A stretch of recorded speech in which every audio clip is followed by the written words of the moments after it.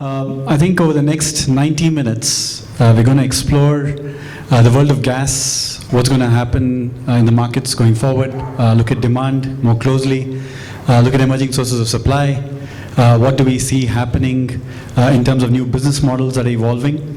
And to do this, I have a pretty august panel that's going to explore these issues with me. And it's my pleasure to introduce first Jen Kunihiro-san. If I could request you to walk up to the stage. Kunihiro-san is the president and the COO of Diamond Gas International. He's truly a LNG or gas veteran. 30 years in the industry, 30 years plus in the industry. Has worked across Australia, Papua New Guinea, Sakhalin, to mention a few places. Brings a wealth of experience, and he will share his perspectives on gas markets. Welcome, Kunihiro-san. Second, if I may request Koichi Okamoto-san to join us on stage. Okamoto-san leads InPEX's business development in Indonesia. Again, has been with InPEX for the last 10 plus years. Again, with him we will explore what will it take to bring to life some of the most iconic projects in LNG. Pachip pointed out that gas, there is a lot of potential. And one of them is, of course, InPEX and Masela. So let's hear from his point of view as to what will it take to develop gas markets. Thank you, Koichi Okamoto-san. Third, if I may request, one of our big heavy hitters, another veteran in the industry, Umehara-san. Please. He leads Mitsui's, he's played various roles at Mitsui. He leads the gas development division. Again, 30 plus years in the industry, has worked across the US, was involved in the formative years over there when US projects were trying to get FID, when Mitsui was trying to invest in them. Is now working in Southeast Asia. Again, it would be a pleasure to hear from you, Umehara-san. And last but not the least, would love to welcome Mark Abbotsford from Woodside. Mark leads gas commercial and marketing for Woodside. He's again comes with a finance background. Has been playing, had also played the group financial controller role, host of commercial roles. Has worked across Tokyo, Singapore, Australia, Southeast Asia, and would love to hear from him how he's helping Woodside navigate this environment and the perspectives going forward. What we'll do is we'll request each of our panel members to take the next 5 minutes to introduce themselves, also something about their companies, what they're doing, and also what are they excited by and what are they worried by as they think about the gas markets going forward. Right? Does that make sense? So we'll start with that and then we'll get into an interactive conversation. Meanwhile, towards, I think over the next, that should take us the first 30 minutes. Then for the next 45 minutes after that, we'll have a conversation on various topics and then we'll open it up for questions towards the end. If I could request Kunihiro-san, maybe you can start first. Selamat pagi, Bapak-Bapak dan Ibu-Ibu. Dulu saya bekerja di Jakarta dari tahun 98 sampai 2003. Masih ingat bahasa Indonesia sedikit? But I will change to English.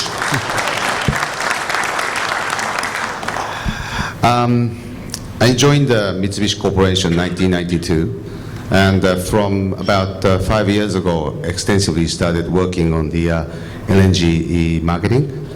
And in line with that, the company called Diamond Gas International was established in 2013. I was thinking of using this all pages, 4 or 5 pages slide, but I think we'll just jump to the last page. I might want to use the rest of the pages on the discussion later. So could you just flip it to the very last page, please?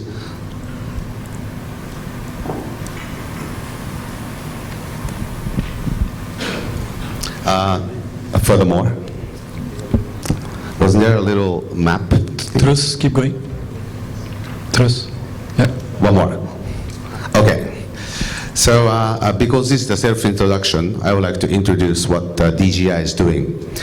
DGI is a 100% subsidiary of Mitsubishi Corporation. When this company was established, the main objective was to market what we call equity LNG. As most of you are fully aware, originally the LNG was based on a long-term point-to-point sales, and normally the projects were selling LNG on a joint venture basis, whereby most of the participants of the equity holder of the project were participating. But as the time goes by, the format changed, and starting from the maybe early 2010-ish period, the equity marketing started.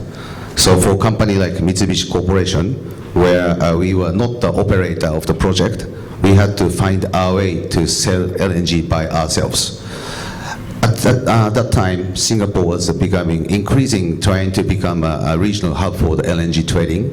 So most of the companies went out to Singapore and established a trading arm, and we did the same. When we established the company in 2013, it was just 5 or 6 people.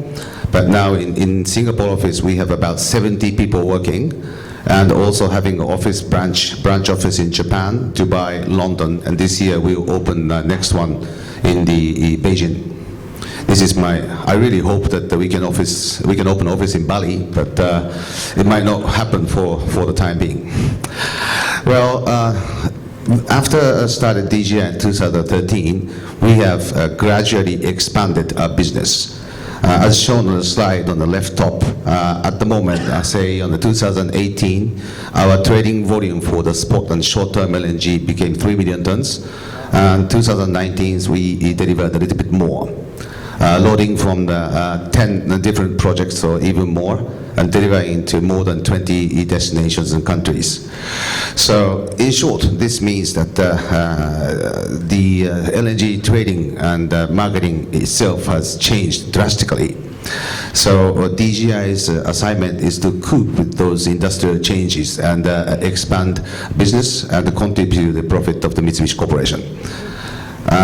On the bottom, there are 4 aspects in the yellow small boxes that we are trying to do. One is a market development. We were originally selling most of the LNG into Japanese market, but due to the shrink of the demand and the change of the business environment, we have to now find a market by ourselves. So we are trying to cultivate the market mainly in the South Asian region, so that we can supply more volumes to the demands. Next one is what we call origination portfolio strategy. This is basically long-term sales. And also on the next box, there's a trading function. This is a short and spot term.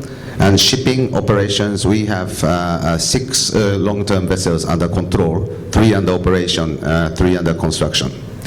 So this is what DGI is. And now I'll move to my excitement and worries.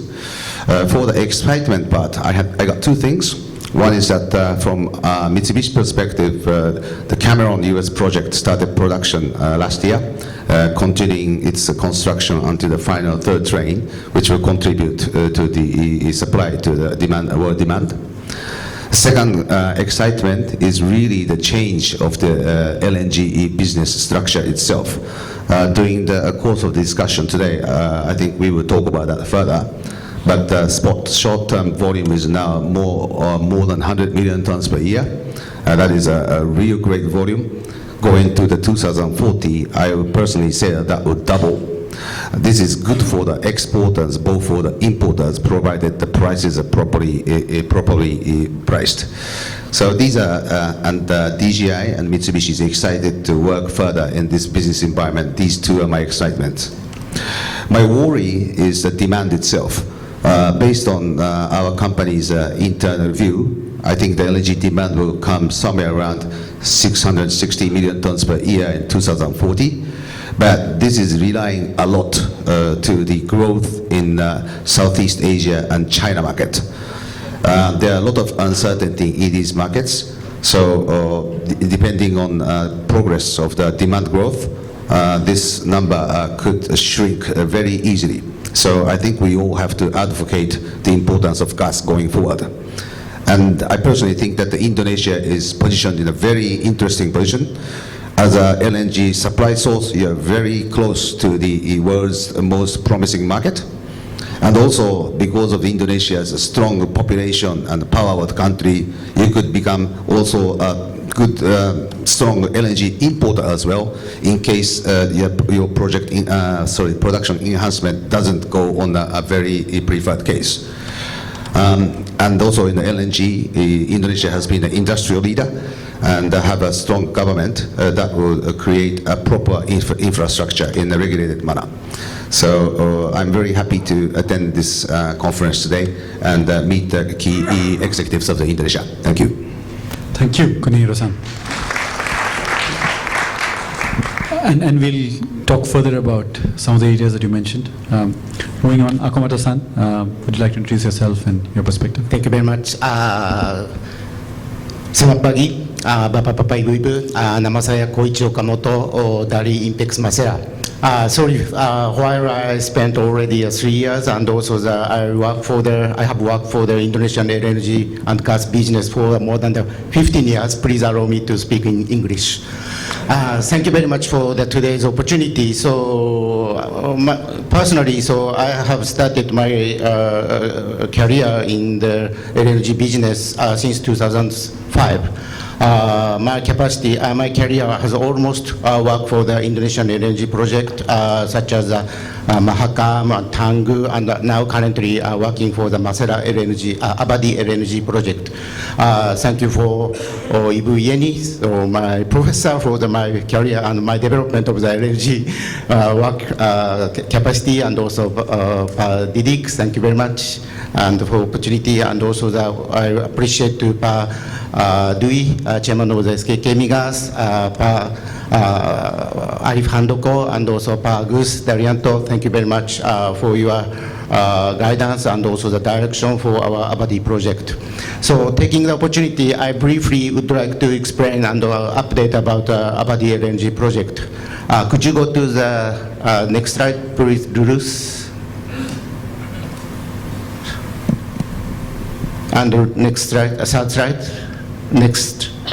Yeah, this is an outline of the Avadi LNG project. Avadi LNG project located in the eastern part of Indonesia in Maluku State, Maluku province, and the gas field is offshore gas field. And it was PSC was signed in the 1998, and after then, so we drilled more than 10 exploration wells, and happily, so we have had a successful result of such exploration wells, and after a lot of the study, we have received approval for the plan of development in last year from Bapak Dwi, SKK chairman of SKK Migas, and also PSC has been extended until 2055. Now, by then, Avadi LNG project is defined as a large-scale LNG project which produces 9.5 MTPA for LNG and pipeline gas for 150 mmCFD. And the condensate also will be produced 35,000 barrel per day.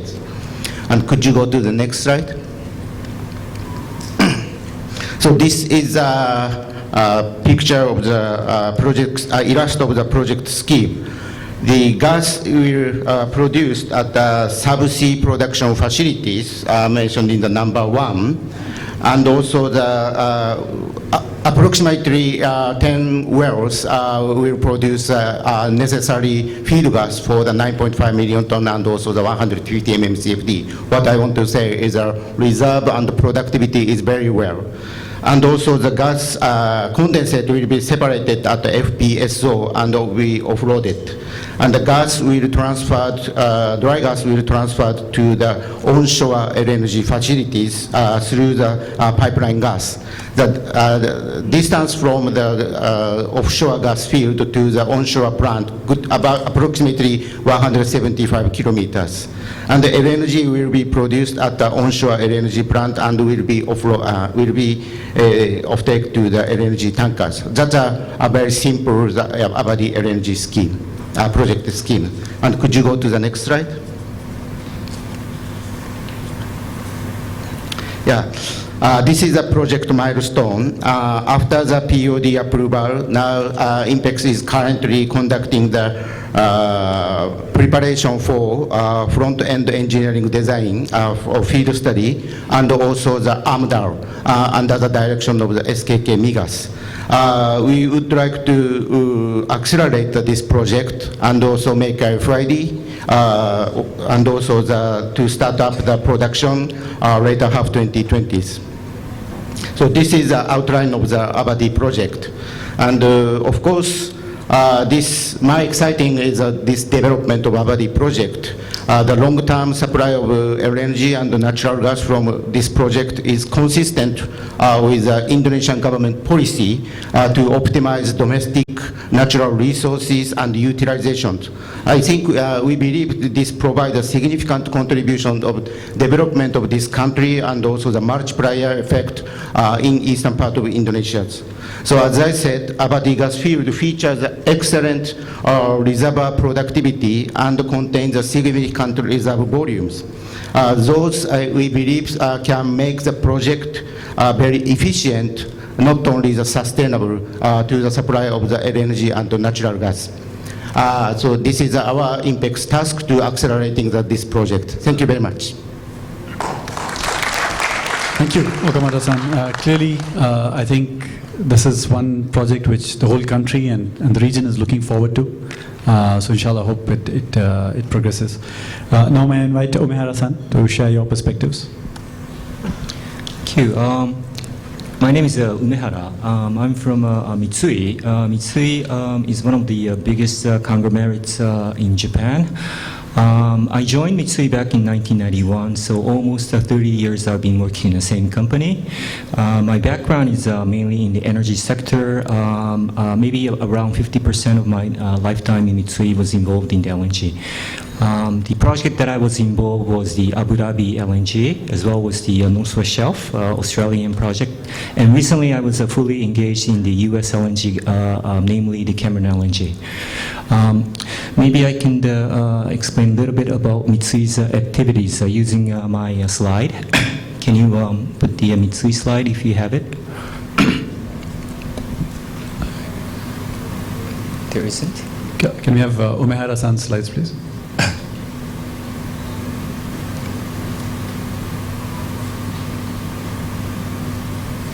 Okay, page maybe 3, please.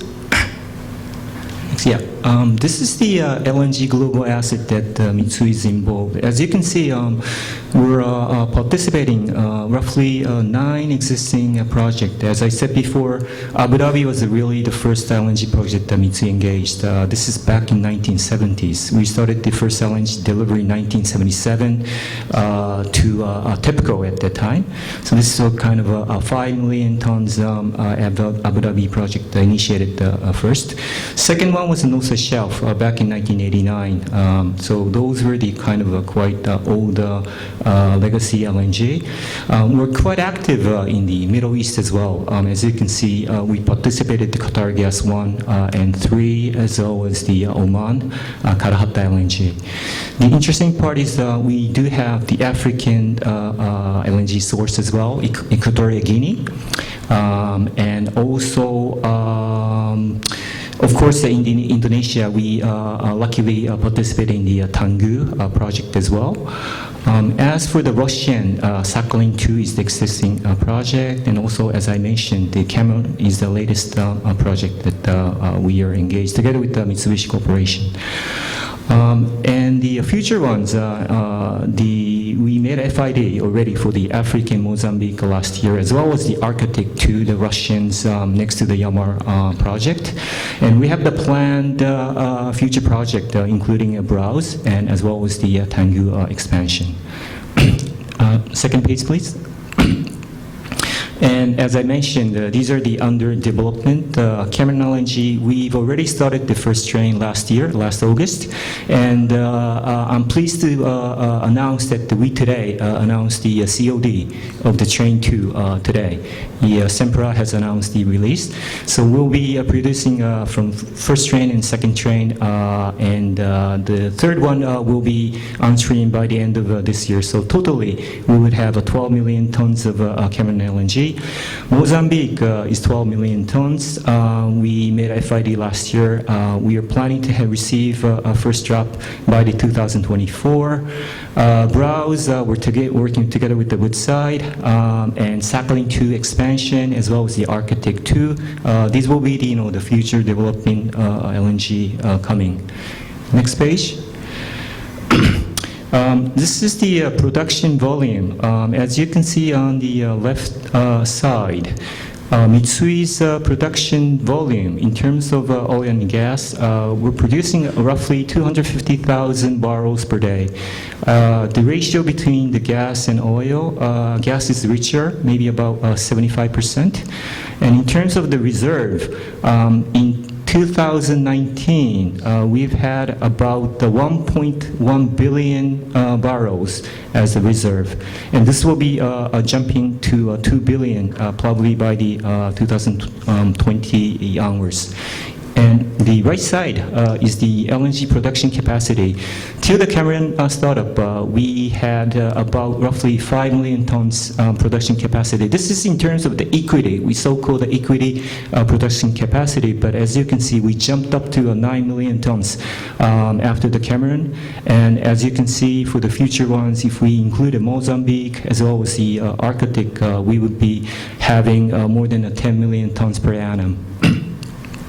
And the next is the last page. Can you move on? This is a kind of a trading activities. As you can see, on the right top, the cargoes Mitsui is been trading actively recently. As you can see, before 2010, I was kind of initiating the LNG trade, so-called LNG trade, but it was purely back-to-back. But the Asians, especially the utilities from gas and power, were desperate to purchase a cargo because of the disaster like earthquakes and probably like a very cold winter. I was engaged to introduce many Atlantic cargoes at the time. So, for example, I have introduced many Algerian cargoes or like Nigerian cargoes, or even like Trinidad Tobago cargoes I have brought into utilities in Asia. So those were kind of a back-to-back days before 2010. But as you can see, the volume has dramatically increased recently. And the past 2 years, we traded probably nearly 3 million tons. And this year, we will be probably be increased up to 5 million tons. And as you can see, Cameron will be delivered through the Panama Canal. But we're also focusing on the west side of U.S., the North America, including Mexico. So recently we participated in a project called ECA. This is the Costa Azul LNG coming out from the Mexico. As Mitsui, we did not have a position from the west coast, so probably this can change the trading merit, especially to save the shipping cost. We don't really need to bring all the way from Cameron through the Panama to Asia, but instead we can swap with the cargoes coming out from Mexico and then bring the cargoes into Europe. This is kind of a trading optimization that we're looking for. Okay. And probably the biggest exciting word is probably the Cameron LNG. As I was engaged back in 2011, nobody in Japan was really thinking that the U.S. will be exporting the energy outside of the United States, in terms of the energy security. And the other thing was Japan is still the non-FTA country from the United States. So there was a discussion that the U.S. Energy, DOE, might revoke the export license. We call it the revocation risk at the time, but nobody says anymore. But these are the two issues that we had back then, 2011. But since the Chener has announced the Train 1 for BG, now it's Shell, Train 2 to Gas Natural, Train 3 to Gale and Cogas, suddenly, all the atmosphere changes, and I try to convince my management at that time, and I'm really happy that the FID has done, and the Train 1 and Train 2 has started today. So that's one of the biggest excitement that I have. The biggest concern that I have is probably the gas, LNG, and renewables will probably be playing very important roles for the future energy demand. But at the same time, I'm a little bit worried about the hydrogen society as well. The world is heading towards to non-carbonization. So we would think about what kind of innovation, technical innovation might occur. So suddenly, if the hydrogen might be used for the power generation, future supply and demand forecast might change. So that's the biggest concern that I have. Thank you. Thank you, Muhara-san. Truly pioneering development and bringing Asia to the US and globe. Now, may I invite Mark to share your perspectives. Thank you, ladies and gentlemen. Firstly, I'd just like to thank the organisers for inviting me here. It's a wonderful place, Bali. When I left home yesterday, my 8-year-old son said, "It's not fair, you're going, I'm not." So it's a lovely place, so thank you for having us here. I started my career with Woodside in the early 2000s. The oil price was $10 when I started working at Woodside. The peak, I think the most expensive oil cargo I sold, so my accountability also covers the oil trading business, was over $150. And we're now in an environment where Brent's around $50. So this business that we're in goes through cycles, and we're currently going through a cycle. And it made me reflect, when I first joined Woodside, we were focused on LNG exports to Europe and North America. That included California, the US Northeast and Northwest Europe. And we worked very heavily on that because at the time, that was the best market in the world. Asia was not the best market in the world. And so maybe if I kick off with I suppose, the opportunity and what excites me about this business. What excites me is the fact that it's continually changing. And the fact it continually changes allows people, particularly in the gas business, more so than the oil business in my view, is you're in a position where you can innovate and you can create the story. There's not a playbook about how this business is going to evolve. And for me, that's very exciting. As we look at the LNG market in terms of how it's increasingly commoditised, both in physical and also in a paper sense, that's a very exciting opportunity. So that's what gets me up in the morning and what gets me excited about the business. And so I don't forget, I'll also give you the one challenge, and it sort of takes on from what Yumahara-san said. And I make this comment through the eyes of, I suppose, an Australian, is carbon policy globally, and particularly uncertainty around it, is a real challenge for our industry. We have an opportunity to play within that space, but it also arguably is our biggest threat if we don't get it right. And uncertainty in this regard, I think, potentially challenges investments globally, both in terms of upstream developers but also in terms of the downstream. And so how gas plays a role in the emerging renewable economy, be that, as Yumahara-san said, through hydrogen, be that through blue hydrogen, or also how gas companies can potentially evolve and get involved in green hydrogen, I think is an immense opportunity but also potentially a challenge for us. So there's my two. If I may just give you a quick overview of Woodside. So if we just flick through the next two slides, which are the standard legal disclaimers. I'll test you on those at the end. One more. And one more. So Indonesia and Australia, Indonesia is Australia's closest neighbour. It's shorter distance for me to fly from Perth to Bali than what it is for me to fly from Perth to Sydney. And in fact, our LNG plants, so those two red dots, which are Woodside-operated LNG plants, Bali is actually closer to those LNG plants than what our head office is in Perth. So from a context standpoint, Australia and Indonesia should be doing more trade. We have recently, your president visited Australia. I think the FTA has now been signed, which is a fantastic thing for bilateral trade between Indonesia and Australia. As you look at that chart, Australia has 10 operating LNG facilities. We have 3 facilities on the east coast, that's on the right-hand side of the diagram. They are coal seam projects. We have the Darwin projects, which Okamoto-san and INPEX are involved with. We have floating LNG, and then we have, in the northwest of Australia, traditional offshore LNG projects, of which Woodside is involved in 3 of them. We operate the Northwest Shelf, we operate Pluto LNG, and we're a non-operating partner in the Wheatstone development. But as you look at the pie chart on the right, you'll see that Australia, and this is across all of those projects, is exporting pretty much to everywhere in Southeast Asia. And I'm pleased to say when we present this chart hopefully next year, we'll see a slither of Indonesia on there, as Woodside and Pertamina have an LNG contract. If we progress to the next slide. The Australian growth story is also not over.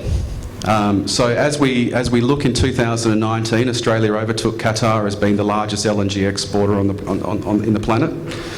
But there are expansion projects, and for my company, I'm involved in the Scarborough LNG project, which, all things going to plan, will see an additional LNG train constructed at our Pluto LNG site. We're also involved with Mitsubishi and Mitsui through their affiliate company Mimi in the development of the Browse project through the Northwest Shelf facilities. What excites me about that is that those projects are effectively utilising existing infrastructure. So from a cost of supply standpoint into the Far East, these projects will be very hard to beat because they're utilising and leveraging existing brownfield infrastructure. That downstream construction risk, which is a challenge for many projects globally, is not going to be as such an issue for those 2 projects. If we skip on to the next slide, please. Woodside as a company, so my company, we are the 6th biggest operator of LNG in the world. Many people probably wouldn't realise that. Northwest Shelf is about 17 million tonnes of operated capacity. Pluto is about 5 million tonnes. So we come with over 30 years of operating experience, and I think that positions us well as we're looking to progress our growth projects. We also, recognising the globalisation of the LNG business, have taken positions in both Europe in terms of downstream positions now, but also in the US export projects, as many companies here also have. If we flip to the next slide, please. Just some photos of our projects. So the Northwest Shelf project, Pluto, Wheatstone, they're all in existing projects in operation. We will commence offtake from the United States Corpus Christi, so that's Cheniere Train 2, in May of this year. And the bottom 2 schematics are those 2 growth projects that I discussed. The expansion of Scarborough as a second train through the Pluto LNG facility, and the offshore development of Browse as being backfilled to the Northwest Shelf. We flip forward one more slide.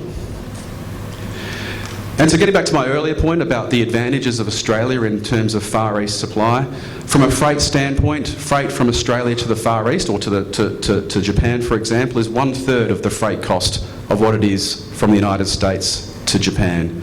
To Indonesia, the round voyage time is 6 days from our Northwest Australian facilities. But as you look at that bottom right chart, and I think we'll discuss this a little bit further, as we look at Southeast Asia and across the various growth markets, it is an exciting growth market where we can see potentially starting from a base of almost 0 5 years ago, by the mid-2030s we could have demand in the region of well over 100 million tonnes. And again, that presents a fantastic opportunity for us as a business. Thanks very much for having me. Thank you, Mark. I think that sets us up well for a very interesting discussion. I think we see some common themes of excitement, new LNG sources coming on board. I think all of you mentioned Cameron. The other thing that struck me was I think all of you are partners in some project or the other, right? So it's a hugely JV industry. So I guess we're in between friends, not just here but across the room as well. So I think that was interesting. And you did point out uncertainties in demand with renewables, with hydrogen. So maybe we start with that. We start with, how do we see the demand picture evolving? And Kunihiro-san, maybe I start with you. How do you see how LNG markets have grown over the last few years, and what uncertainties do you see in the LNG markets going forward? So you mentioned a few: China, Southeast Asia, Japan, etc. So it would be great to hear your view on demand. Well, I think it really depends on which area or country you're talking about. So taking an example of China, let's forget about the corona issue that which is unfortunately happening at the moment. The percentage of contribution of the LNG into China in terms of energy total mix is very limited. They still have a very huge coal consumption, and also the entry of the pipeline gas.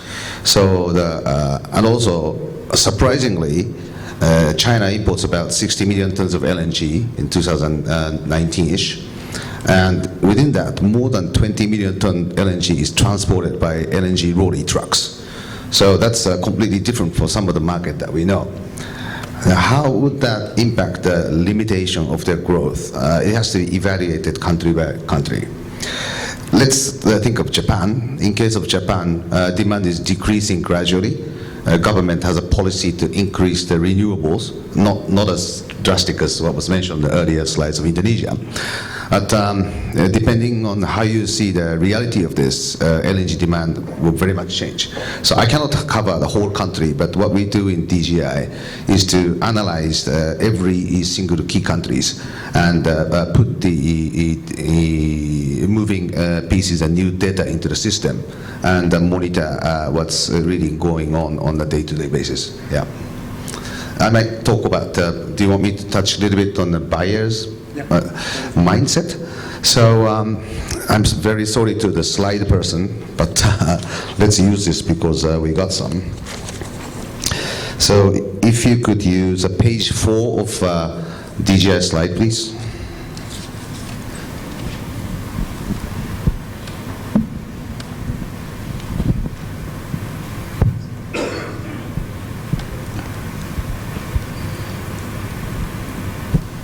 Kunihiro-san's presentation. Thank you.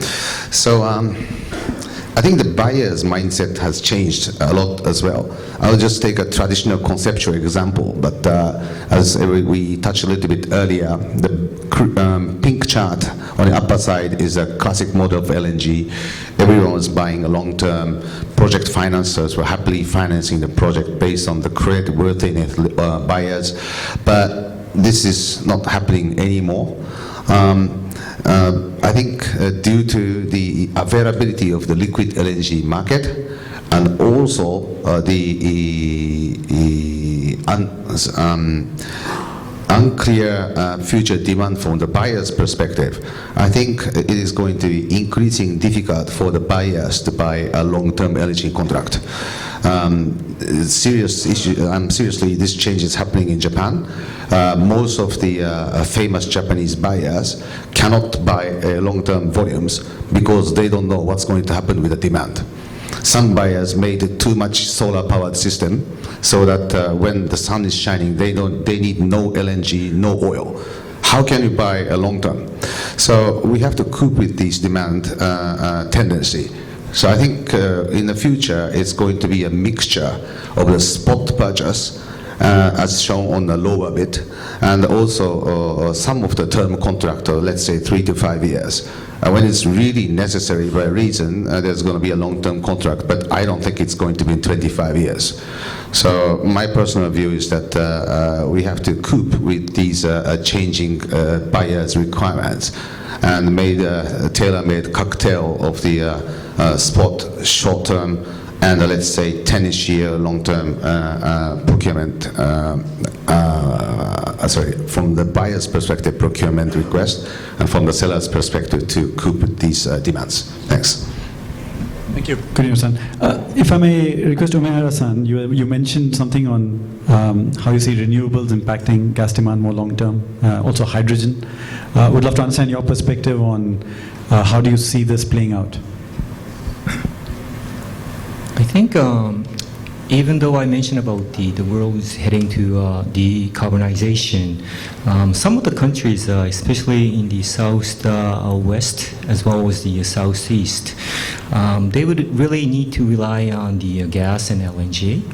So as of now, I think too many supply came out last year, 2019, and we're still having kind of an oversupply situation. But definitely beyond 2025 onwards, I believe, like Mark mentioned earlier, there's going to be a huge demand in the Southeast Asia, and new emerging markets, for example, like Myanmar, Vietnam, or Philippines, they will be importing the LNG. So I believe there's going to be a big future demand beyond the 2030 onwards. But at the same time, some countries will be shifting to the renewables. So that is, another concern that I have. Thank you. And Mark, I'll take you first and then I'll come to you, Okamoto-san, focus on Indonesia a little bit. You were mentioning Southeast Asia is close to about 100 MTPA, right, which is almost like adding another Japan. Where do you see the opportunity there, and what will it require for that to translate into reality? Would love to hear that from you.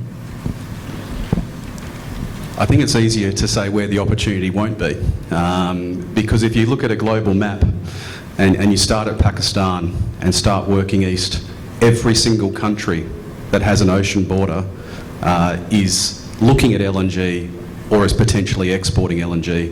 And interestingly enough, that even includes Australia. So the opportunity is definitely there. The interesting thing around us, some of the counterparties in Southeast Asia, as has been said by other panellists, is approach LNG in a different perspective. Very cost focused, potentially have different financing arrangements as well that they're required to live up to. And so that's going to require suppliers, but also buyers, to look at flexibility in the arrangements. Also to change the existing model of trade. So by way of example, as we've said, long-term contracts that have point-to-point supply and destination sources probably aren't going to work in the future because they don't actually allow the parties to deal with uncertainty. So if we can get to a position where the market becomes more and more commoditised, it allows that risk to be spread across the entire industry rather than sitting on individual players. That will then allow a lot of the other tools to grow, both in terms of credit tools, but also risk management tools that allow the risk-reward balance to be fair and equitable between buyers and sellers. But what we are doing in terms of Woodside, in terms of where we're looking in Southeast Asia, is actually to realise that there is not a single model that applies to any particular buyer. All LNG buyers are different. All of their needs are different. And so you actually have to sit down, genuinely understand what those needs are, and then hopefully see that you can construct a model that works for both of you. But there are challenges. There are no doubt there are challenges in terms of how you achieve that. A challenge for a supplier is that if you are looking to invest in an LNG train, which is a multi-billion-dollar investment, it would be very difficult to do that based purely off selling on a spot basis, because you can't forward hedge spot volumes more than a year or so. And so that presents challenges. It means that there is a real risk in the business as we go forward, that we actually see the players that are going to succeed are the ones that have the extremely strong balance sheets and will balance sheet finance their projects. And that means it's the bigger companies that tend to become bigger, and you see increasing concentration in the marketplace. And the question for us as an industry, is that something that's actually a good thing? And I don't know the answer to that, but it's potentially not. Very interesting, and we'll come back to that because the changing market trends towards more spot, short-term, and the impact that has towards financing these long-term projects, and the breakdown of the cozy club, as Kunihiro-san pointed out. Okamoto-san, coming to you now. Avadi, as I said, it's a nation-building project for Indonesia in some ways. So how do you see the demand profile for Avadi, both nationally and internationally, and how are you thinking about growing that market? Thank you very much. So, first of all, Avadi as a national strategic project, so we would like to need to focus on the development of Indonesia and to satisfy the Indonesian demand.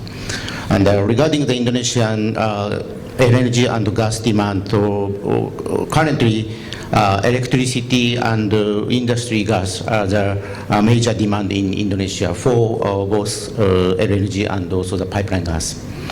The issue is how to expand this horizon of the market or the demand of the Indonesian gas usage. So, as an opportunity, one of the opportunities is replacing the diesel oil by the LNG, introducing the small-scale LNG system, and also there is another opportunity is a city gas, which is called as a jar gas in Indonesia.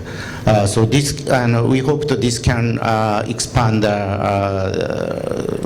business horizon and also the gas and the LNG business horizon in Indonesia. But also as an Indonesian project, we need to take into account of how to meet the buyer's expectation and also the requirement. So, of course, as a producer, we shall always meet the buyer's expectation or the requirement, unless otherwise, so demand cannot be happened. So the issue is how to materialize and how to commercialize for both producer side, also the buyer side and user side. So in case of the Indonesia, with my experience, we need always to take approach of the tailor-made approach, not only just rely on the indication or something, but also discussing about what about our buyers and also the users, economics and the characteristic, also the characteristic of the producer side. By that, so we needed to establish a variety and also the value of for both seller and the buyer side. So that could be also the extent to the international market, I think. So therefore, on the demand side, a lot of interesting developments, a lot of opportunities. Overall, LNG market's likely to double by 2040, 2050. China, already the second largest, potentially could overtake Japan. Significant changes on the buyer side, different buyers having different needs, and therefore the suppliers having to innovate, the suppliers having to think differently about how they've both financed the markets as well as financed the projects as well as selling them. So now let's move towards the supplier side and see what's happening there. And I think, Mark, you were pointing out, Australia has become the largest supplier of LNG in 2019, right? And as you look forward, now all of you have stakes in several projects globally. Would love to understand, how do you see the growth of US LNG? How do you see overall the growth of new supply sources coming online?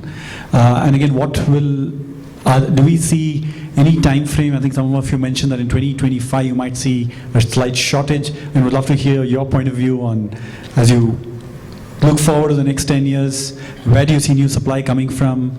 And are we going to see, is it going to be a suppliers or buyers market going forward for a long time, or is there going to be some kind of a demand supply shortfall going forward? Maybe I'll start with you, Mark, to just talk about Australia's legacy and going forward. Firstly, I really am not a fan of the phrase buyer or seller's market, because buyer or seller's market means that we're in effectively a winner or loser market. Someone feels like they're winning or someone feels like they're losing. And I think for a sustainable business, you need everyone to be content and happy, but not being in a buyer or seller's market. So as we look forward, to the coming years, I remember when in 2012, the most expensive spot cargo I sold was just over $20 an MMBTU, and I felt really happy with myself about it. But the reality was that was sowing the seeds for the cycle that hit us in 2014 and 15, where we saw the market move to a period where there was arguably over-investment, prices moving the other way, and we're in exactly the same situation now. As we look at current LNG pricing, spot pricing is around $3. We look at all of the news, and I'm not going to talk about particular projects, but if you look around North America, all of the news around North American projects is schedules moving to the right and potentially being challenged. It is a difficult environment to make long-term investments particularly when a lot of those projects are relying on project financing. And as we heard earlier, there is an aversity to long-term contracts. So I think we're actually seeing the seeds getting sowed now for the cycle to switch around. Hopefully we don't actually end up in a seller's market, because again, I don't think that's actually fundamentally a good thing for the industry. But low pricing now also means a lot of buyers in the marketplace feel that they're not compelled to make decisions. So it's very easy to sit back and say, well, I can easily buy spot cargoes for $2, $3, $4. But it's very hard then to internally justify making a long-term commitment. And if you look at US supply into the Far East, a long-term supply, it's not possible to get it less than, say, $6. And so it's very difficult then for buyers to rationalise, why am I buying long-term at a higher price than what I'm currently seeing in the spot market? So we start to see buying decisions being delayed. We're seeing all the fundamentals push project schedules to the right, so the supply response is arguably going to be slower. I think that sows the seed for a turnaround. I think the smart and savvy buyer, now is exactly the time to be in the market buying long-term volumes, and whether long-term now is maybe only 10 years rather than 25 years, but now is actually the time to be in the market making those decisions, because when things turn, and it was only 18 months ago, spot pricing was at $12 or more than $10 anyway, and we're currently sitting at lows this year where we got to $2.50. So things in this market can also turn very quickly. So that's something we've just got to be eyes wide open. But I think the supply side, as my key comment would be, is challenged. Every bit of news, be it from the US, the Middle East, globally, is indicating schedules, if anything, are shifting to the right. Thank you, Mark. Konyo-san, would love to hear your perspective as you look at the global portfolio, and how do you see the supply evolving? What innovations the supply is making to ensure that they get through this cycle in this environment? Well, it's hard to talk after a very good observation by Mark.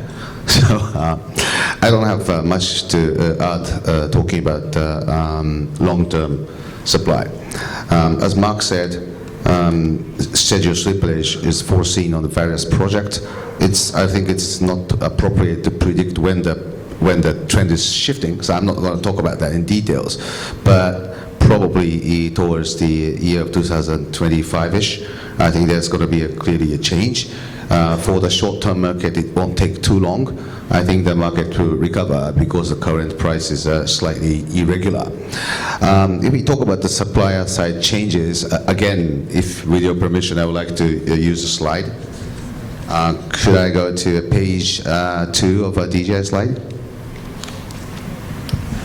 Could we have Konohira-san's slides, page 3? Sorry.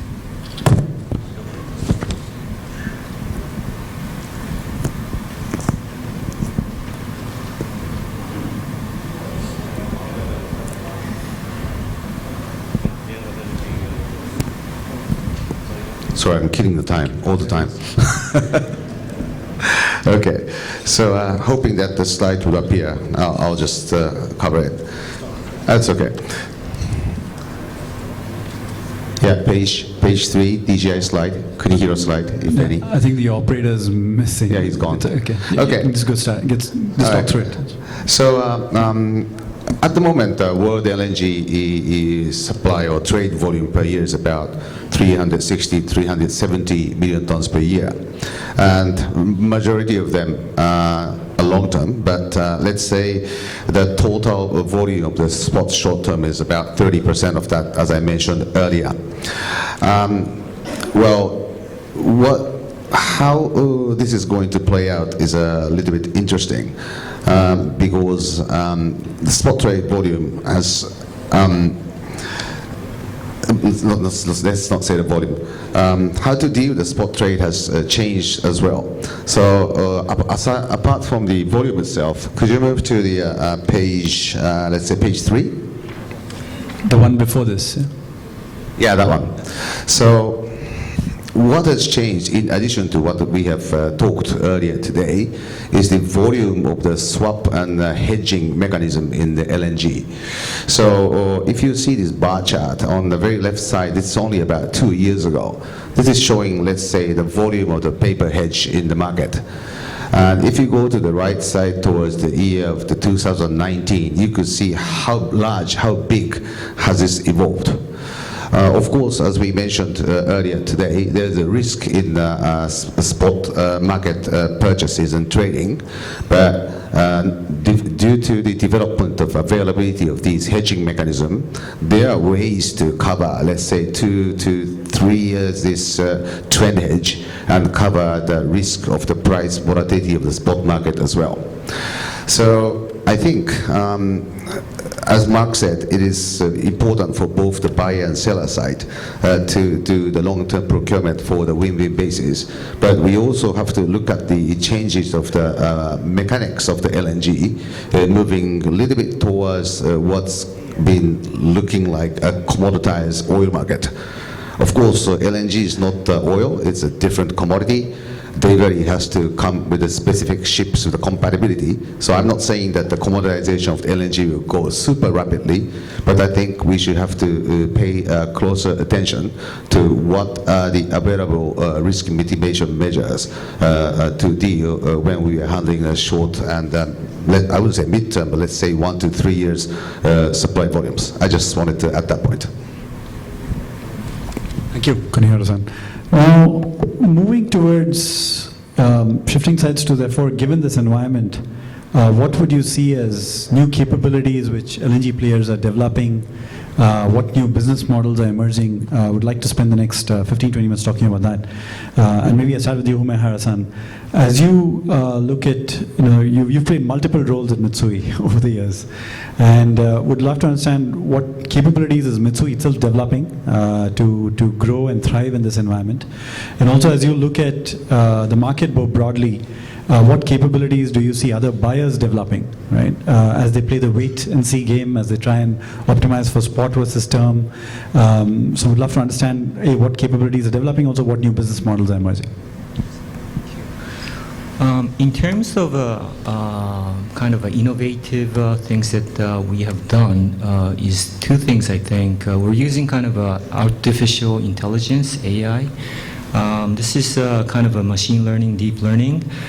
We try to analyze by having kind of a pressure or like a temperature in the plant, and if you were to able to increase like 1% of the production capacity, it's a huge, like in terms of one train 5 million tons. If you can increase like a 2%, that would be equivalent to like a 2 cargos, extra cargos. So this is kind of a innovative things that we're thinking to fully utilize the AI.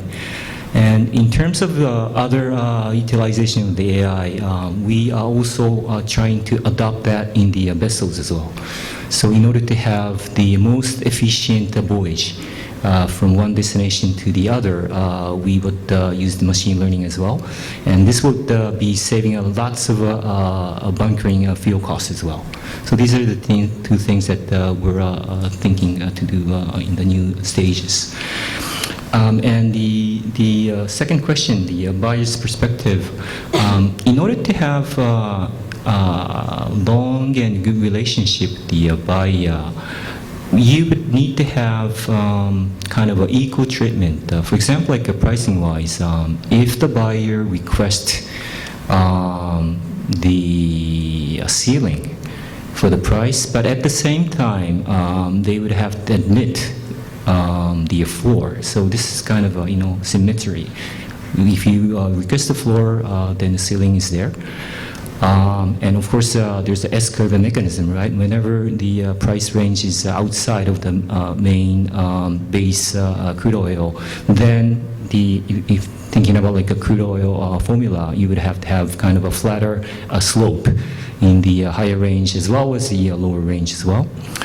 As for like flexibility, you would have to give them like upward flexibility as well as the downward flexibility as well.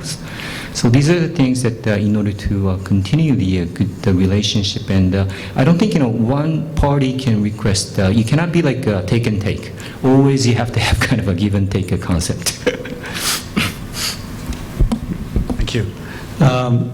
And Mark, you've had commercial. You've seen several commercial roles, and as you pointed out, spot markets are quite low, but they're at a stage where they're almost unsustainable. All right, and in this environment, how do you manage expectations of buyers, right?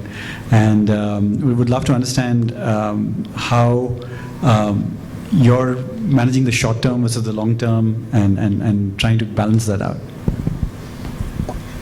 That's a good question. I mean, the reality is the market's working the way it should at the moment. As a supplier, I might not necessarily like $3 spot cargoes, but we're in an environment that we're not seeing a significant number of distressed cargoes, notwithstanding the situation that has occurred in China, where we have seen a significant demand destruction event. We're seeing the market cope. We're seeing Europe act as a sink. We are starting, I suppose, to see a rational economic reaction coming out of the US, where there will be some cargoes that will get shut in because on a marginal cost basis they don't make sense. But the market and the short-term LNG market is working the way you would expect. Unlike oil, as we said earlier, I mean, it doesn't have the ability to be readily stored. So we don't have a situation where people can control freight or control storage to help manage their positions. But I think the key point being is the market is working. But what does low spot pricing do? Well, it encourages people, so we're seeing a lot of buyers throughout the region coal switching. So with current coal prices and LNG pricing, it does make sense to switch from coal to LNG and obviously utilise existing CCGTs and obviously have a cleaner fuel source. I read in Platts this morning that the Korean government is going to shut down half of their coal-fired power stations over the period of March, which is quite common.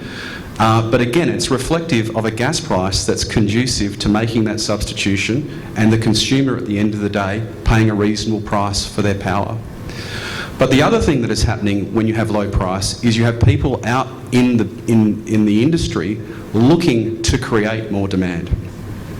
And so one of the areas that's of particular interest to Woodside is the LNG bunkering the LNG bunkering area, and we refer to it as the green corridor between Northwest Australia and North Asia, where the bulk iron ore trade, by way of example, is close to 1 billion tonnes per year. And if you were to switch from heavy fuel oil to LNG, there's a market opportunity there of 3 million tonnes, and that's just on one trade route. I was speaking to a particular buyer, and this buyer was in India, and they were talking about how they would potentially substitute from the tuk-tuks moving to gas. And I asked him, I said, well, what is the business opportunity of that conversion? And he said it's 400 million units. So with low pricing, we will see demand get stimulated. We will see, even in Western Australia where I am, we are developing an LNG trucking business. And so that is to move LNG to communities, and these are individually relatively small pockets of demand, to substitute from burning diesel to burning LNG, which is cheaper and which is cleaner. And once that conversion has happened, then that conversion will last. It's not something people switch back to and from. Once they make that decision to convert, they are now a long-term gas demand source for us. So I think you'll see, and Yumahara-san said the key word is innovation. So what has worked well in the past and what has served us well as the past isn't going to serve us well in the future. Organisations will be forced to innovate. Organisations will be forced to develop new demand sources. As Yumahara-san said, in terms of AI, it's a huge area. Predictive intelligence for maintenance for LNG facilities, so we can actually improve uptime. At our Pluto LNG facility, when we took our final investment decision, by way of example, we expected uptime of less than 90%. Over the last 2 years, we've averaged 99%. And a lot of that is to do with the application of predictive technology and AI. So I think what we'll find, as I said, in summary, is we're going to find new demand sources be created in this current environment, and that's exactly what we should expect and the market is operating, it's actually operating well. It's actually operating as you would expect. It's just resulting in $3 spot prices. Very true. And Kunihara-san, you mentioned China, a significant part of its demand is actually LNG trucking. Right? Would love to understand what other innovations are you seeing, and what are some of the reasons for this demand taking off? Do you see this happening in other markets, the growth of LNG trucking or other business models around LNG? I thought in China you were mentioning that a significant amount of demand is supplied by LNG through trucks. Is that correct? So where do you see this kind of demand taking off, and what will be the? Well, sorry, I might have to explain a bit more clearer. So I didn't say that China is using LNG as a fuel for trucks.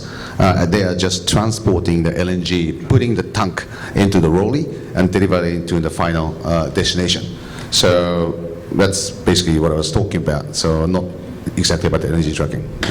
Where I was headed was this last mile delivery of LNG through trucks, which is beyond. Therefore, it takes away the constraint that it has to be at the coast, and you can go further inland, and you don't need a pipeline.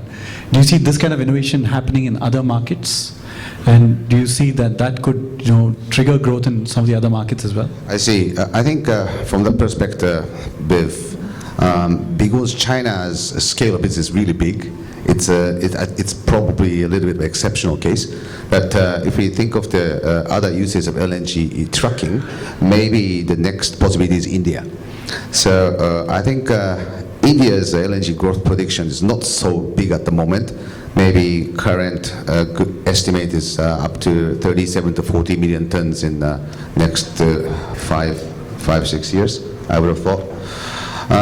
But India is a little bit different from China. I think that country is a mixture of the 29 different countries in one bucket. Left side, let's say the west side of India is covered reasonably well with the pipeline, and east coastline is not so much covered. So like what we talked earlier about the LNG customers, in case of India, everything has to be chopped off, and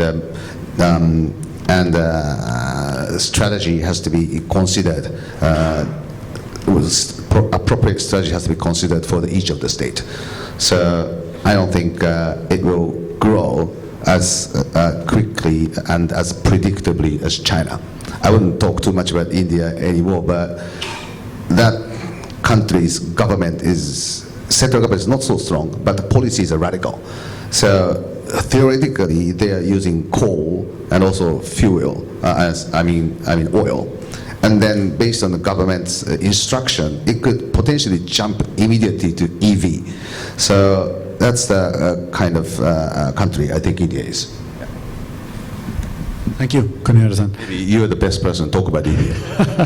And I will tomorrow, but very interesting. I think, as you mentioned, to borrow Lee Kuan Yew's quote, India is not one India, but 25 different Indias. So very, very nicely put. Okamura-san, if I come to you and say, as you see the Indonesian market, what innovations or new business models do you see which could help Avadi, but also the growth of LNG? I think that will be, you mentioned small scale on Eastern Indonesia. What other innovations do you think could happen?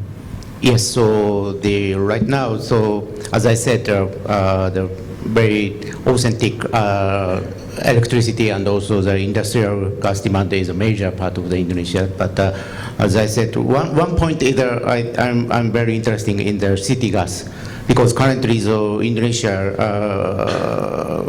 using the LPG for the cooking and for the in the household.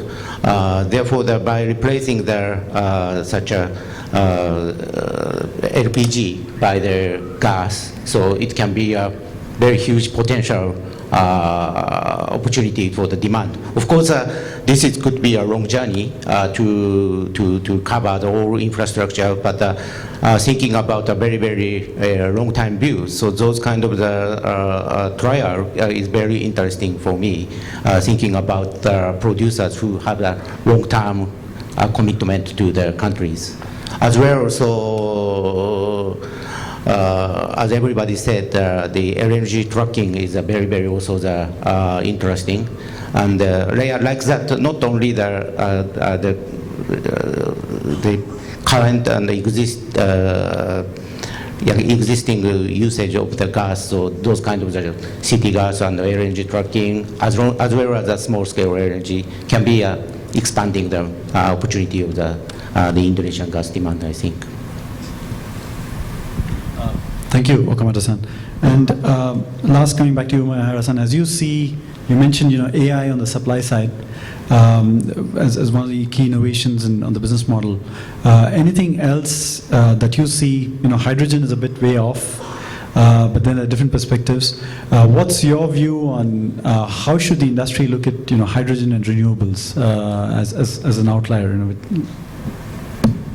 I think before coming to hydrogen, I think one of the hot topics may be the free carbon LNG.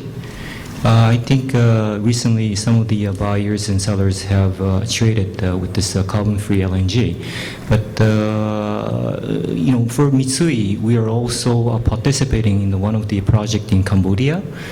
This is we are dealing with the Ministry of Environment, MOE, to protect the illegal cutting of the forest. So in order to protect this, you will get the carbon credit for this. So in future-wise, the LNG trade, or in order to sell on a long-term basis, one of the options may be to combine the LNG with the carbon credit issues. So this is probably one option to go for the future. Definitely. And so if you don't mind, and your view on hydrogen as you think about it, I think it will be keen to understand that. And Japan's making a lot of investments and innovation, I think across Mitsui. So how do you see that, and what time frame do you think this would be relevant? I think it's actually too costly as of today. So first, we would have to go from the local production and local consumption for the hydrogen business. And at the same time, we may expand into hydrogen society using like FCVs. So having a trial at the local market, and if there's innovation to decrease the cost of producing a hydrogen, then we may be able to export on a hydrogen basis MCH, or maybe converting to ammonia. So this may be the future solutions, but I don't think it's going to come right away. So I still believe personally it may need time to beyond the 2030 is kind of a target. Thank you. Before I summarize and ask for closing comments, any questions from the audience? Anyone for our esteemed panelists? Okay, I think we have. Yeah, maybe you could stand up and probably. Let's see if we can get a mic. Yeah, I think there's a mic coming to you. If you just introduce yourself and ask the question, please.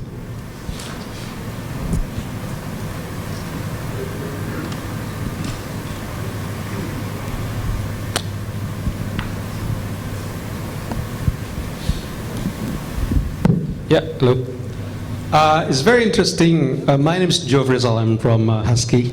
My question actually is related to the short-term and long-term transactions that we have been facing. Originally we are coming from the long-term deals, and then moving to the short-term deal. Although you guys saying that higher risk kind of thing, but this is the new model that we are facing so far. And under the low price, then you guys mentioning that it's going to be create more demand kind of thing, and then maybe it's going to be substitute the coal. So my question is, how long number one, how long is the low price is going to be, number one? And number two is, are we going to be moving toward on the path whereby the short-term deal become the norms, whereby we are not going back to the long-term deal anymore, or is this only seasonal things whereby when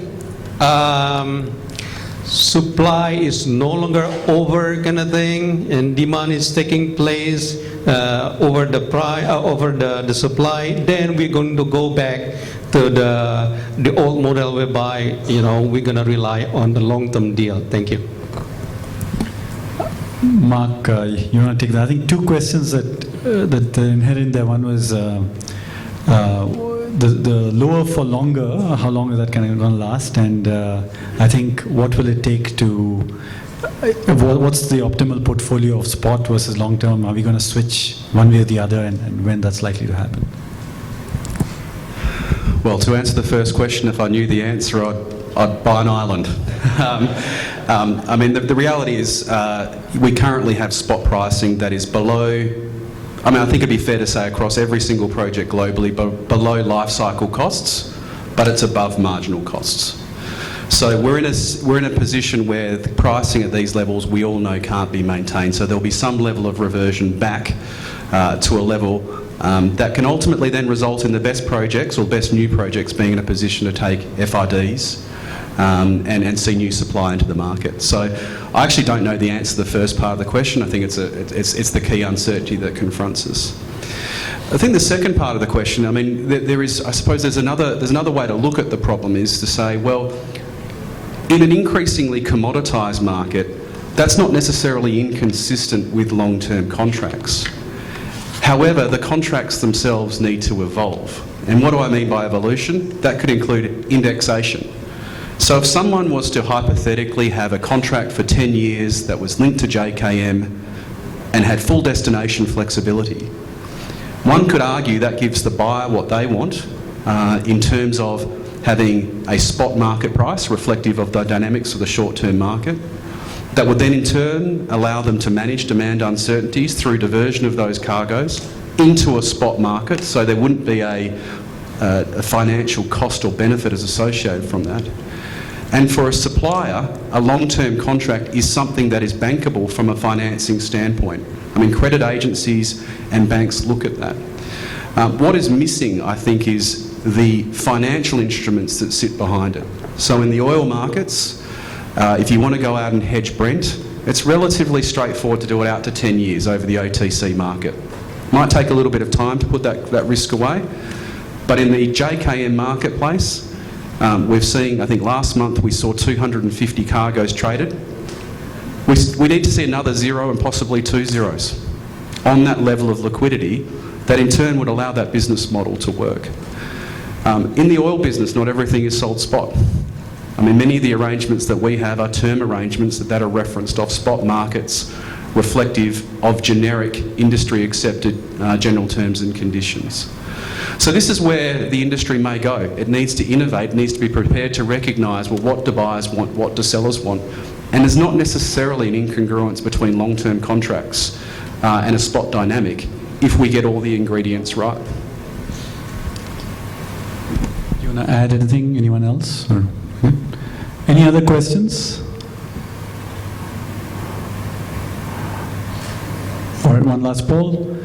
So I think we covered a fantastic array of topics, right from demand. We spoke that there are several hotspots of growth overall. I think Kunihiro-san mentioned about nearly 660 MTPA by 2040. There's some estimates which say that could double by 2050 as well. So overall LNG is slated to grow. I think that's I think universally agreed across the panel. I think you're saying across these hotspots, Southeast Asia itself could add about 100 MTPA, which is equivalent to another Japan, South Asia, Southeast Asia. And China has already emerged as the second largest player, likely to grow, again, relevant to those market dynamics over there. The buyers are having different needs, and there needs to be an understanding of what their needs are and very customized solutions developed for each of the buyers. Clearly, the buyers are requesting for flexibility, more flexibility given how the markets are emerging, and therefore the suppliers also are having to innovate, having to think of new models. I think the panelists brought up an interesting point that given where spot prices are today, they cover marginal costs but not the full cycle costs, and therefore that won't be sustainable for new projects to come up, and therefore there would be at some point of time a correction that would be required. And also hopefully more win-win solutions. Maybe it's the right time for buyers to also enter into term contracts to ensure that they lock in the best prices for themselves over the next 10 to 15 years. I think the second thing that emerged was that within supply now there needs to be, or there's more innovation that's happening, both in terms of financing it, because now people are having to finance projects off the balance sheet, not just of the project itself, which would move towards greater consolidation. Is that something that we as an industry want to happen or not? And therefore, that would raise a question mark on the viability of some of these projects. And third, I think the name of the game was innovation. I think that again was kind of agreed, and we're seeing different business models emerging. LNG bunkering, I think that was truly insightful. How big that opportunity could be, we've been exploring that in Indonesia. I think the iron ore bulk example was fascinating. 3 MTP on just one bulk route, and imagine what that could happen with Marpol coming in, with the LNG prices remaining low, the demand switching that could happen if bunkering moved in a significant way to LNG. Similarly, LNG trucking is a model for last mile connectivity and how that could unlock new markets. So overall, I think great opportunity for demand, for market growth, supply emerging, but challenging in the short term to finance some of the new projects. But it seems like there's enough gas that's out there from a molecule, from a geology point of view. And third, a lot of innovation that's coming up in this business. Before I wrap up, I'd like the panelists to share one closing comment, one or two sentences from each one of you. Maybe I could start with you, Kunihiro-san. Thank you very much. I very much enjoyed the discussion. And again, thank you for facilitating and inviting us to this precious event today.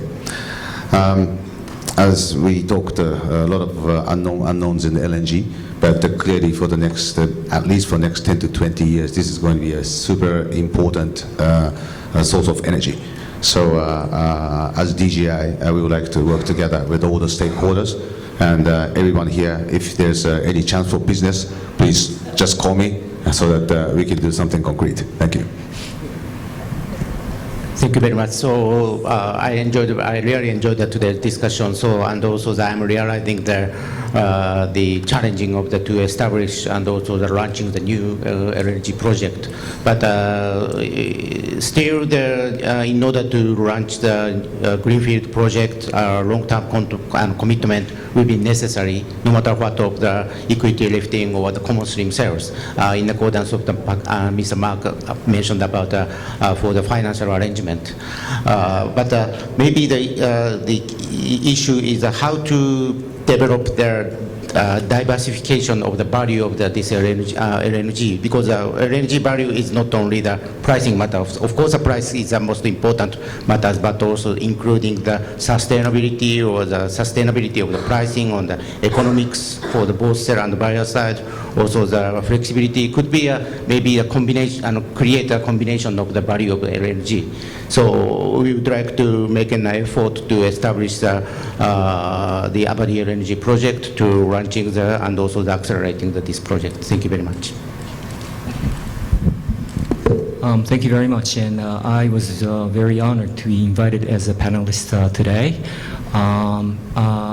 As for the LNG, I believe this LNG is the cleanest fuel among the fossil.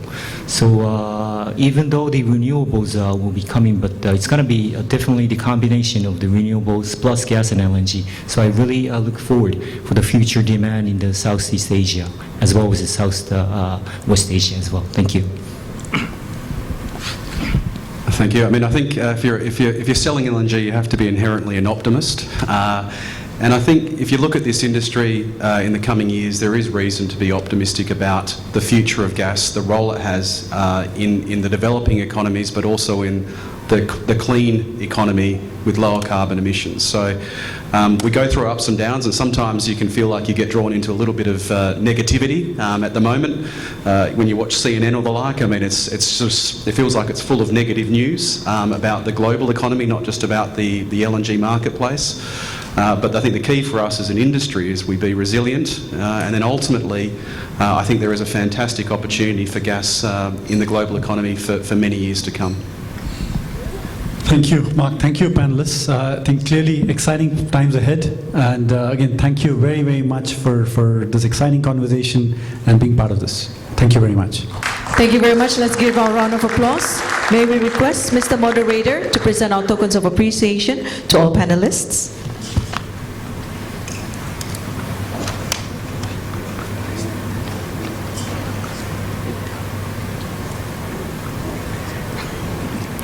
Panelists, please. Firstly, to Honorable Gen Kunihiro, Executive Vice President, Diamond Gas International. Let's give our applause of appreciation.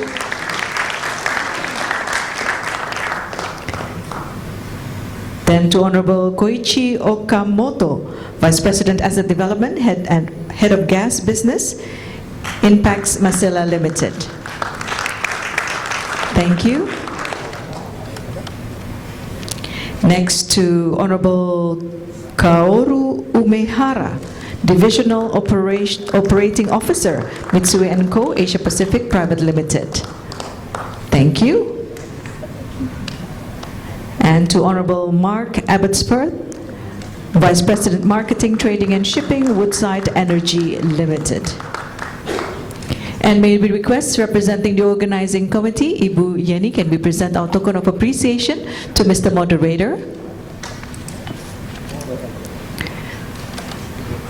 Thank you so much for moderating this panel discussion 1 to Senior Partner, McKinsey & Company, Honorable Azam Mohammed. Let's give a round of applause. May we have a group photo together? Just step forward. We will have the background of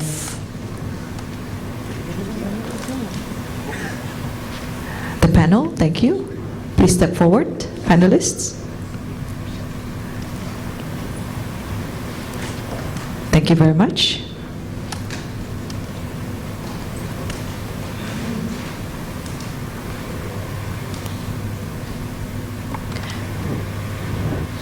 Thank you. Let's give a round of applause of appreciation once again to